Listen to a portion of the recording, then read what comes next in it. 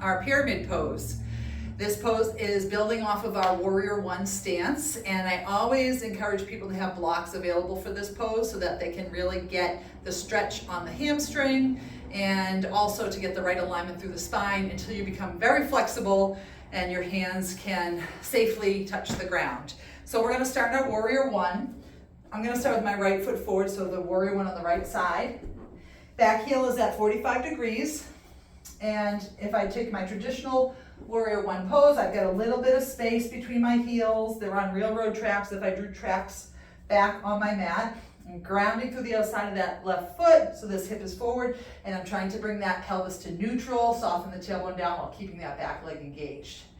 In my pyramid pose, sometimes I like to shorten my stance just a bit so I can really focus on getting my hips more aligned to the front of the mat. So I always encourage people, if you'd like, you can start by straightening through that right leg and maybe taking a little shorter stance until you feel like you can really have both of your hips, sides of your hips facing forward as much as possible.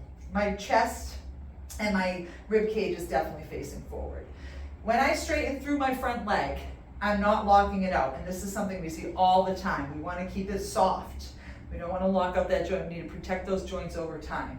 I always like to keep my right hand, if I'm on my right side, on my hip to encourage it to stay back. What I'm aiming for is that my hips, these are my hips, that my hips stay square, and then when I fold, that I stay flat on the top. You'll see it's hard to keep those hips from hiking up or shooting that right hip out to the side. Okay, we got Warrior One, straighten through that right leg, maybe shorten the stance. Take my hands to my hips. I'm going to keep my right hand here and lift up through the left arm to get long through that spine. I make sure I don't lock out this front knee. Locked out, I'm keeping it soft. I'm imagining there's a bar here that I'm hinging over.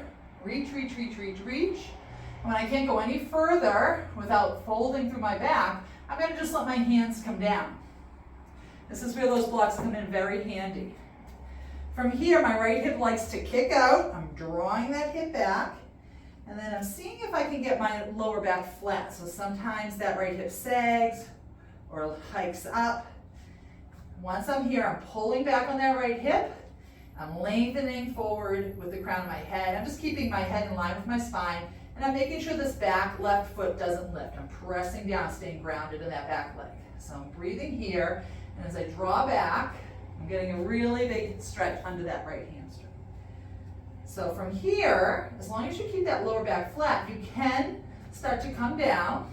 Maybe you can keep the straight spine, and sometimes you can let that upper body roll. But I'm still keeping that length in my lower back. I'm continuing to draw the right hip back.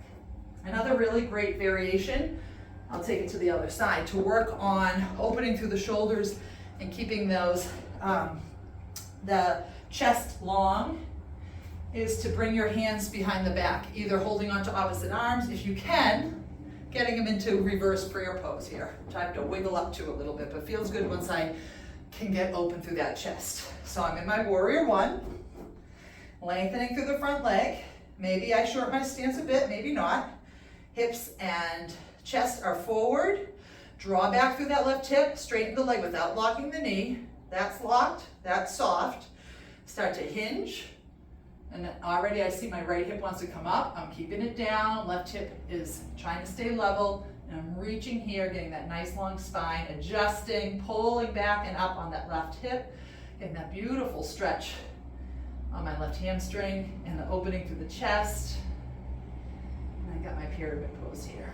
Then also, you can start to let the arms drop, maybe roll through the upper back, but we're always trying to keep that lower back straight. When you come out of your pyramid pose, bend into the knee first. Give yourself some support coming up. All right, that's our pyramid pose.